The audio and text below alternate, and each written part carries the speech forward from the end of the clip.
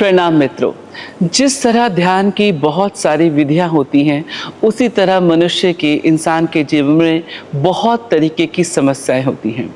तो ऐसी कौन कौन सी समस्याओं पर कौन कौन सी ध्यान विधि एक साधक कर सकता है कि वह उस तनाव से या उस समस्या से मुक्त हो सके, इस बारे में जानने के लिए हम बात करेंगे ओशो के छोटे भाई स्वामी शैलेंद्र सरस्वती जी से, जो न केवल ओशो की लेगेसी को आगे बढ़ा रहे हैं बल्कि जो भी ओशो की ध्यान विधियां थी उनको बहुत वैज्ञानिक ढंग से प्रस्तुत कर रहे हैं, उनमें गहरी पकड़ रखते हैं। तो स्वामी जी, आपका बहुत बहुत स्वागत है। जैसे मैंने कहा कि ध्यान की बहुत सारी विधियां हैं और समस्याएं भी बहुत सारी हैं, तो सिर्फ हम उनके लिए, क्योंकि लोग बीमारी के अकॉर्डिंग, समस्या के अकॉर्डिंग मैं कौन सी ध्यान विधि करूं, तो मैं आपसे बस पूछता जाऊंगा, आप थोड़ा गाइड करें ताकि लोग वो विधि कर सकें। सबसे पहली बात, गुस्सा सबको आता है गुस्सा सबको आता है, तो ये गुस्सा दूर करने के लिए कौन कौन सी विधि की जा सकती है? नाम डायनेमिक मेडिटेशन जैसी अन्य रेचन वाली विधियां भी हैं। उदाहरण के लिए नो माइंड थेरेपी, देववाणी ध्यान, मिस्टर क्रोज मेडिटेशन, जिसमें भीतर का क्रोध और दुख बाहर बह जाता है, विसर्जन वाली विधियां। और ओशो ने एक बहुत अच्छी विधि दी है। एक कागज अपने जेब में रखो, उस पर लिख लो कि मुझे गुस्सा आ रहा है, और जब गुस्सा आए तो उसको निकाल के पढ़ लो। इस बात के प्रति होश आ जाना ही गुस्से को विदा कर देता है। ओके। नींद न आना, ये भी एक नई समस्या है। मोबाइल का जमाना है, लोग नींद पे आती नहीं है। नींद न आने पर क्या क्या कर सकते हैं? विधियों के नाम। सेल्फ सजेशन की बहुत सारी विधियां हैं। ओशो जो निष्क्रिय ध्यान कराते थे वो भी कहते थे रात को सोते समय इसको करके सो जाना। उसको अगर हम पुरानी भाषा में कहें तो एक प्रकार की योग तंद्रा, योग निद्रा की अवस्था है वह। और कोई भी जिससे सोया जा सके, जो सोने में हेल्प करती हो? सोने में हेल्प करती कुछ चीज़ें। देववाणी ध्यान बहुत अच्छा है। रात को सोते समय मन के सारी जो भार है उससे हम निर्भर हो जाते हैं और सो जाते हैं। ओके। यूं तो जितनी भी ध्यान की विधियां तनाव कम करती हैं, बट मोटे तौर पे जैसे हम कहें कि बहुत ज़्यादा स्ट्रेस है और उसका हमको ऑन द स्पॉट रिजल्ट चाहिए। एक तो हम लंबा समय तक करेंगे तब आएगा, लेकिन जैसे अभी मैं तनाव से भरा हूँ, मैं ट्रैफिक से आया हूँ, या बीवी से झगड़ा हो गया, या बॉस ने कुछ कह दिया, तो ऐसा कुछ तरीका है ध्यान विधि में? तरीका है, गहरी लंबी सांस लीजिए और फिर छोड़ने पर जोर लगाइए।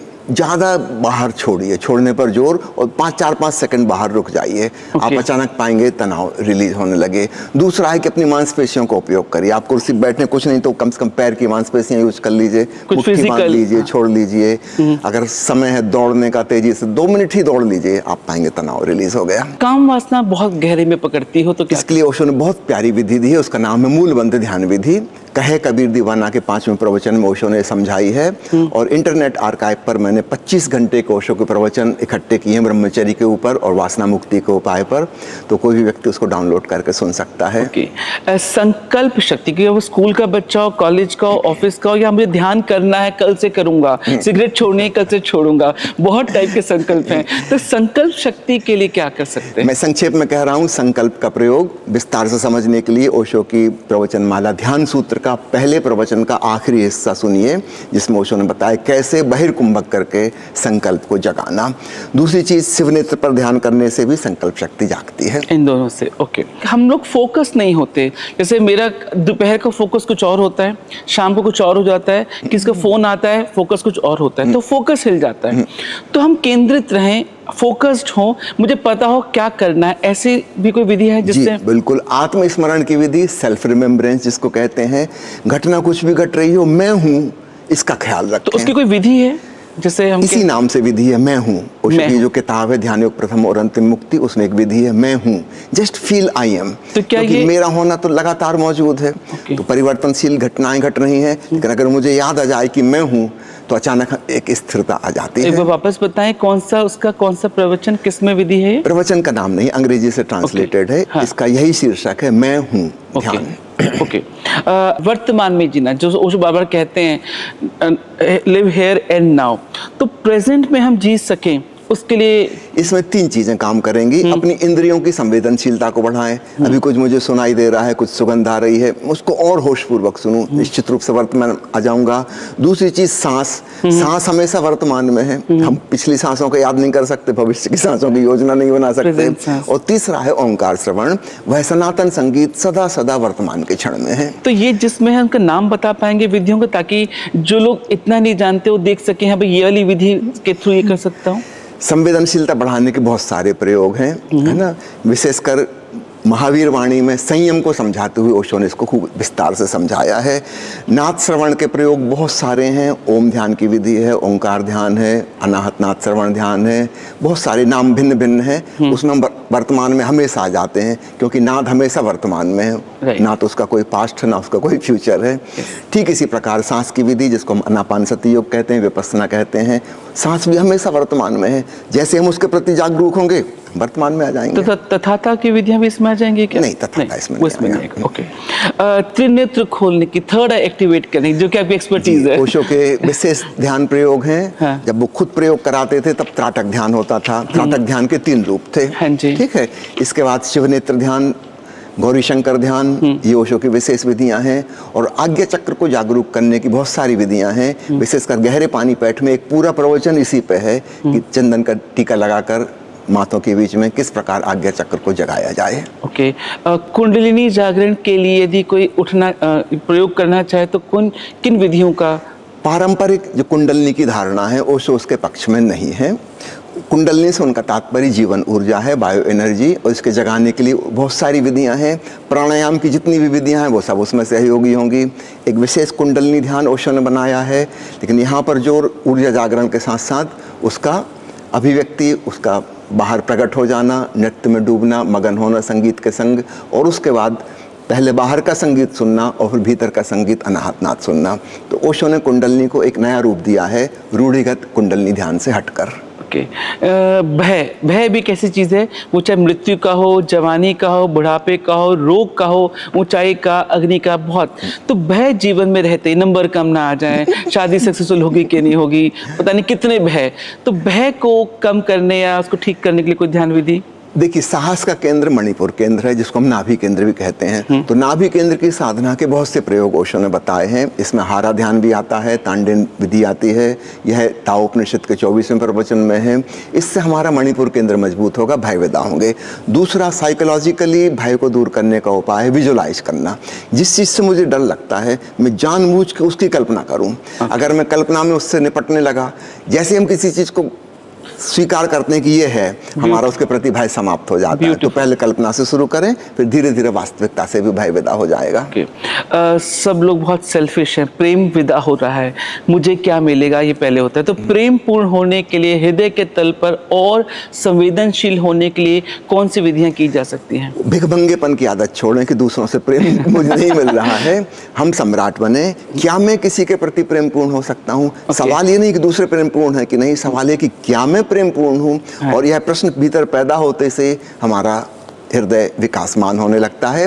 विशेष रूप में चाहूँगा, ओशो ने 4 सद्भावनाओं पर जोर दिया है। ध्यान सूत्र प्रवचन माला में सद्भावनाओं का विकास, इसकी विधि उन्होंने दी है। ओके। ऐसे ही अपने अंदर क्षमा, करुणा, वात्सल्य ये पैदा, जैसे चाहे वो स्त्री में ही हो या पुरुष में भी, मर रहा है, कम हो रहा है, तो ये हृदय के तल पर करुणा, वात्सल्य, ये कैसे हम इसके लिए ओशो ने जो रिकमेंड की है वो एक बौद्ध संत हुए हैं अतिशा, उनके द्वारा बनाई गई एक विधि है, करुणा की विधि। क्योंकि भगवान बुद्ध का बहुत जोर था करुणा पर, और अतिशा ने एक विशेष विधि बनाई है जिसको सांसों के साथ करुणा भाव को जोड़ा गया है। सारे जगत के लिए मंगल कामना का उसमें भाव है। ओके। और जैसे हम बहुत सारे काम कर रहे हैं, कोई जिम जा रहा है, कोई ऑफिस जा रहा है, कोई कुछ, तो बहुत सारे कार्यों के बीच में हम कहते हैं जीवन संतुलन का नाम है, अति का नाम नहीं। तो संतुलन जीवन में है, संतुलन के लिए क्या करें? चीन के संत लाओ त्सु पर बोलते हुए ओशो ने संतुलन की 2 विधियां बताई हैं। उसका नाम संतुलन ध्यान ही है। एक है स्नान करते हुए, स्नान के पश्चात दोनों हाथों को फैलाकर आप आंख बंद करके खड़े हों, पैर के पंजों को थोड़ा सा फैला लें और बिल्कुल संतुलन की अवस्था में आए। इसको और अच्छे से जानने के लिए एक बार थोड़ा सा हल्के एक तरफ झुकें, एक तरफ वजन ज़्यादा हो जाए, फिर थोड़ी देर दूसरी तरफ जाएं ताकि असंतुलन क्या है वो पता चले, फिर मध्य में आ जाएं तो संतुलन सत्ता है। एक दूसरी विधि है, कल्पना करें कि एक तराजू है, आपके आज्ञा चक्र पर उसका कांटा है और आपके दोनों फेफड़े उसके पलड़े हैं। एक बार की सांस में एक पलड़ा ऊपर गया, एक नीचे गया, दूसरी सांस में इसका रिवर्स हुआ, हर बार कांटा डोल रहा है। फिर भाव करें कि कांटा बिल्कुल मध्य में आ गया। इससे भी बहुत गहन संतुलन सकता है। ये दो संतुलन के प्रयोग। वो भी है जैसे बैठते नितंबों पर और बीच में आना है ना, ये राइट ना लेफ्ट। ये विज्ञान भैरव तंत्र की बहुत प्यारी विधि क्या है। ये भी की जा अपने सकती है? भार को महसूस करें और ठीक मध्य में आ जाएं। उसमें ओशो कहते हैं आपको गुरुत्वाकर्षण जीरो हो जाएगा और संतुलित हो जाएंगे। ओके, ये विज्ञान भैरव तंत्र की विधि नंबर 19 है। यस यस, मेरी बहुत प्रिय विधि है। मैं बैठता वैसे ही हूँ। ओके, स्वीकार भाव बढ़ाने के लिए दृष्टा भाव, साक्षी, जैसे हम बात बात पे कहते हैं ध्यान यानी साक्षी भाव, दृष्टा भाव, तो जीवन में दृष्टा भाव, साक्षी भाव बढ़ाने के लिए जो है वैसा देखने के लिए, स्वीकार करने के लिए क्या क्या कर सकते हैं? साक्षी भाव और स्वीकार भाव दोनों की अलग अलग प्रकार की साधना होगी। साक्षी में एक प्रकार का डिटैचमेंट होता है, जो मैं देख रहा हूँ उससे मैं भिन्न हूँ। तो ओशो के बहुत सारे ध्यान का प्रयोग हमें साक्षी भाव में ले जाते हैं। तथाता भाव में हम जुड़ते हैं, स्वीकार करते हैं, टूटते नहीं हैं उससे, अलग नहीं होते, पूर्णता से उसमें लीन हो जाते हैं, उसको स्वीकार करते हैं। ओशो ने स्वयं अपनी वाणी में तथाता ध्यान का प्रयोग कराया है। 3 प्रकार के प्रयोग इसके उपलब्ध हैं। तथाता ध्यान उसका नाम है। अच्छा, कुछ लोग जैसे आजकल खान पान है, रहन सहन है और लाइफस्टाइल इतना बिगड़ गया, हाइपर टेंशन में रहते हैं 24 घंटे, थोड़ी वक्त तो नक के बच्चे भी, छोटे छोटे बच्चे, तो जो बच्चे हाइपर एक्टिव हैं या जो इंसान भी हाइपर एक्टिव हैं, ऐसों की ऊर्जा को शांत करना या कौन सी ध्यान विधि करनी चाहिए कि हाइपर? उनको सीधा शांत करने की नहीं सोचना चाहिए। पहले वो अपनी हाइपर एक्टिविटी को 2 मिनट के लिए क्लाइमैक्स पे पहुंचा दें, है ना। जितना कर सकते हैं एक्टिव हो जाएं, है ना। और फिर सडन स्टॉप एक्सरसाइज जो गुरुजीएफ ने सिखाई थी, ओशो ने भी रिकमेंड की है। विशेषकर सांस रुक जाए, आंख की पुतली रुक जाए और शरीर भी एकदम स्थिर हो जाए 10-5 सेकंड के लिए। इससे एकदम सारी ऊर्जा स्वयं में केंद्रित हो जाती है। ओके, कई सारे व्यसन, आदत, लत हमारी ऐसी होती है जो हम छूट नहीं पाते, कोई भी चीज़ हो। तो लतों से, आदतों से छुटकारा पाने के लिए क्या किया जा सकता है? लत इसलिए होती है, उसके बेसिक कारण समझ लें, हम किसी प्रकार का सुख या आनंद उससे प्राप्त करते हैं, इसलिए हम बार बार उसकी तरफ आकर्षित होते हैं। अगर हमें बिना उस ड्रग के सीधा ही आनंद मिल जाए तो फिर हम उसकी तरफ क्यों जाएंगे। सर्वाधिक आनंद देने वाली जो विधि है वह है नाद ब्रह्म ध्यान विधि। इसको सुनते सुनते हमें ब्रह्म का नाद, ओंकार सुनाई देने लगता है और हम संगीत में मगन हो जाते हैं, डोलने लगते हैं, फिर कोई नशा नहीं पकड़ता।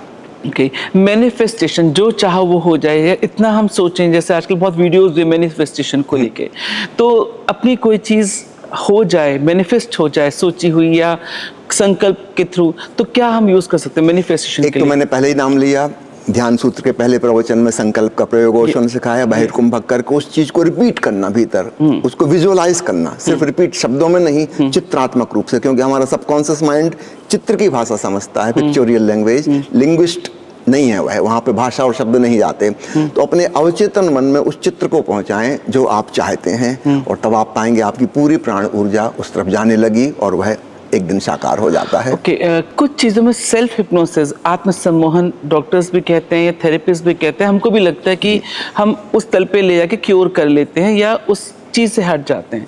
तो आत्मसम्मोहन के लिए भी क्या कुछ ओशो की विधियां हैं? सम्मोहन के ऊपर ओशो ने बहुत जोर दिया है, विशेषकर बियॉन्ड साइकोलॉजी किताब में बहुत ज़्यादा जोर दिया है और सम्मोहन की पूरी विधि को विस्तार से समझाया है। और उन्होंने कहा कि अगर मेरी पूरी देशना को आप 3 शब्दों में बटोरना चाहें तो पहली है साइकोथेरेपी, वो सुपरफिशियल हो गई। दूसरी है सम्मोहन, आत्मसम्मोहन, सेल्फ हिप्नोसिस, वो मध्य में है। और तीसरी आती है मेडिटेशन, ध्यान।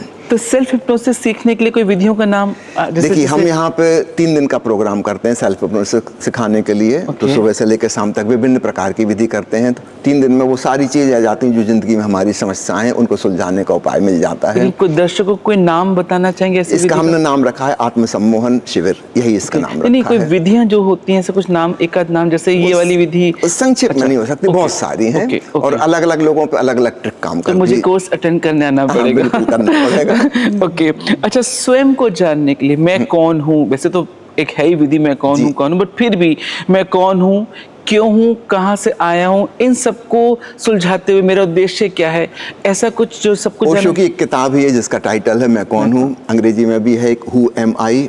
उस समय ओशो मैं कौन हूँ का ही प्रयोग कराते हैं, उसमें उसके ऑडियो भी उपलब्ध है, ओशो अपनी वाणी में करवा रहे हैं वह प्रयोग मैं कौन हूँ।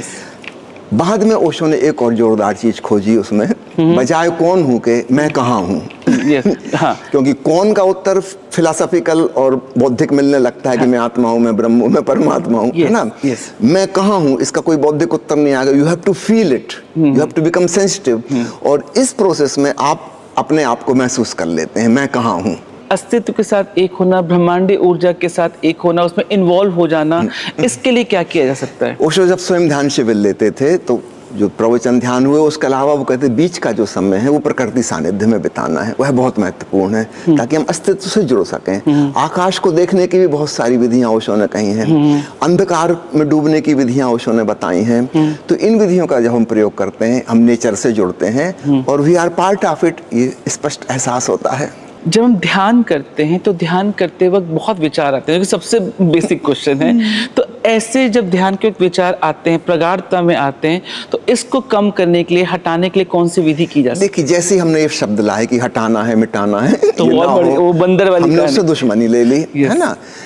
इसको मत करिए। देखिए ओशो विचार के साक्षी होने के लिए कहते हैं, वो एक विचारशील व्यक्ति थे, लेकिन आम आदमी विचारशील नहीं है, वो विचारों का दृष्टा नहीं हो पाएगा।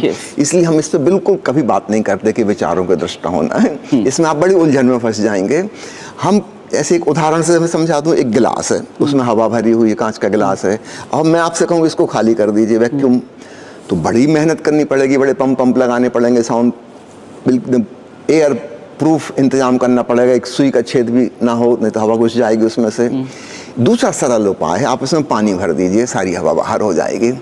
इसी प्रकार विचार से दुश्मनी मत करिए, उसको निकालने की कोशिश मत करिए, आप ओंकार से भर लीजिए, नाद ब्रह्म से भर लीजिए। इसकी विधि नाद ब्रह्म है। जब आप नाद से भर गए तो विचार बचे ही नहीं। दो में से एक ही हो सकता है, ओंकार या विचार। अगर विचार आए तो ओंकार नहीं सुनाई देगा, ओंकार सुनने लगे विचार नहीं रहेंगे। सिंपल। ओके। और एक अंतिम, घर घर में एक तो बीपी की समस्या, हाई बीपी चाहे लो बीपी, और एक अर्थराइटिस, चाहे वो घुटनों के दर्द हो चाहे पीठ की कुछ प्रॉब्लम हो। तो जो भी इंसान बीपी से जूझ रहा है, चाहे पहले हाई की बात करते हैं, लेकिन ध्यान तो करना चाहता है, बट कुछ विधियां ऐसी हैं जिसमें सांस अलाउ नहीं करती या करती है, तो पहले हाई बीपी वाले लोग कौन से ध्यान विधि कर सकते हैं जो लाभप्रद हो, उनका नाम बताएं। और लो बीपी में कौन से लोग ध्यान कर सकते हैं, कौन से नहीं करने चाहिए, नहीं भी बताएं, हाँ भी बताएं। देखिए जब भी हम कोई भी एक्सरसाइज शारीरिक अथवा प्राणायाम करेंगे उस समय ब्लड प्रेशर बढ़ेगा। ठीक है। लो बीपी वाले के लिए कोई भी टेक्निक वो यूज करे, जैसे ही वो एक्टिव होगा ब्लड प्रेशर बढ़ेगा। ठीक है, ये सिंपल सी बात है। जिनका हाई ब्लड प्रेशर है पहले वो मेडिसिन के द्वारा अपना ब्लड प्रेशर कंट्रोल में लाएं, इसके बाद कोई व्यायाम या अथवा प्राणायाम करें, वरना नहीं करें। है ना। अगर वो सक्रिय ध्यान या कुंडलनी ध्यान या कुछ करेंगे, मंडल ध्यान करेंगे, तो और मुसीबत में फंस जाएंगे। कहने का मतलब है जिनका हाई बीपी है वो सक्रिय ध्यान नहीं करें, ये कहना चाह रहे हैं? ओके। केवल सक्रिय ध्यान नहीं, कोई भी एक्टिविटी, है ना, वो दौड़ेंगे तेज तो भी ब्लड प्रेशर बढ़ जाएगा। तो क्या वो शिथिलीकरण के या विपश्यना के या तानदेन के ऐसे कोई प्रयोग ऐसे प्रयोग कर तो वही सकते मतलब हैं। कौन से कर सकते जो बिस्तर पे लेटे लेटे भी कर सकते हैं, तानदेन का प्रयोग करें, हारा का प्रयोग करें, एक स्वर्णिम प्रकाश ध्यान है, गोल्डन लाइट मेडिटेशन, उसको करें, नाद ब्रह्म का प्रयोग करें, आनापानसति योग करें, बिना फिजिकल एक्टिविटी वाले। सिमिलरली जिनका लो बीपी है वो कौन से कर सकते हैं? वो कोई भी फिजिकल एक्टिविटी वाला कर सकते हैं, अपने जितने नाम लिए मंडल ध्यान कर सकते हैं, है ना। ओके, ठीक है। ऐसे ही आया अर्थराइटिस, चाहे वो घुटनों की समस्या वाले, बैकबोन, वो ध्यान तो करना चाहते हैं लेकिन देर तक सुखासन में नहीं बैठ सकते, या अगर सक्रिय ध्यान की बात करें तो 2 चरण तो कर लेते हैं, तीसरे वाले हु वाला उछलना नहीं कर सकते। देखिए तो ओशो जब स्वयं ध्यान लेते थे वो उन लोगों को मना कर देते थे, पहले ही प्रवचन में वो समझा देते थे कि जिनको किसी प्रकार की कोई प्रॉब्लम है वो ना करें या उतना ही करें जितना कि वो कर सकते हैं। उसको ओवर स्ट्रेच नहीं करना, खींचना नहीं है। अक्सर वृद्ध लोगों से कहते थे आप शांत ध्यान करिए, मौन ध्यान करिए, इसमें भाग मत लीजिए, है ना। निश्चित रूप से इसके घुटने खराब है, अगर वो उछलेगा तो उसके घुटने और ज्यादा खराब हो जाएंगे। वो मौन श्रवण में डूबे ना, असली ध्यान का जो लक्ष्य है वह तो मौन होने में हो जाएगा। तो विधि की झंझट में ही नहीं पड़े, अगर उनका शरीर इस काबिल नहीं है उसको नहीं करें। ओशो ने एक उपाय समझाया है कि आप कल्पना में भी कर सकते हैं, तो वही है ना। आप बिस्तर पर लेटे लेटे फिजिकल नहीं कर रहे हैं, लेकिन मानसिक रूप से आप कल्पना कर रहे हैं कि आप उछल रहे हैं, आप दौड़ रहे हैं, आप भाग रहे हैं, ये हो रहा है, वो हो रहा है, इसका भी वही परिणाम आएगा। आप पहाड़ पर चढ़ रहे हैं, सांस फूल गई हो, तेजी से विजुअलाइज है ना, उसका भी उतना ही इफेक्ट पड़ेगा रिलैक्स करने में जितना कि एक्चुअल का पड़ता है। ये वाली बात ओशो ने स्वयं कही है। आपका बहुत बहुत धन्यवाद स्वामी जी। मित्रों, मुझे पूर्ण विश्वास है कि इतने प्यारे उत्तर स्वामी जी ने इतने कम शब्दों में दिए हैं, और ये सारी वो समस्या हैं जिससे हम सब जूझ रहे हैं। हम वक्त निकाल तो ले, लेकिन हमें ये नहीं पता होता कौन सी ध्यान विधि कब किस लिए करनी है, कौन सी नहीं करनी है। आशा है आज आपको इस बात का उत्तर मिल गया होगा और आप ठीक तरीके से वो विधि कर पाएंगे। तो स्वामी जी, आपका बहुत बहुत धन्यवाद। आपका भी बहुत बहुत धन्यवाद। महत्वपूर्ण सवाल आपने उठाए, बहुत लोगों के काम आएंगे। Thank you.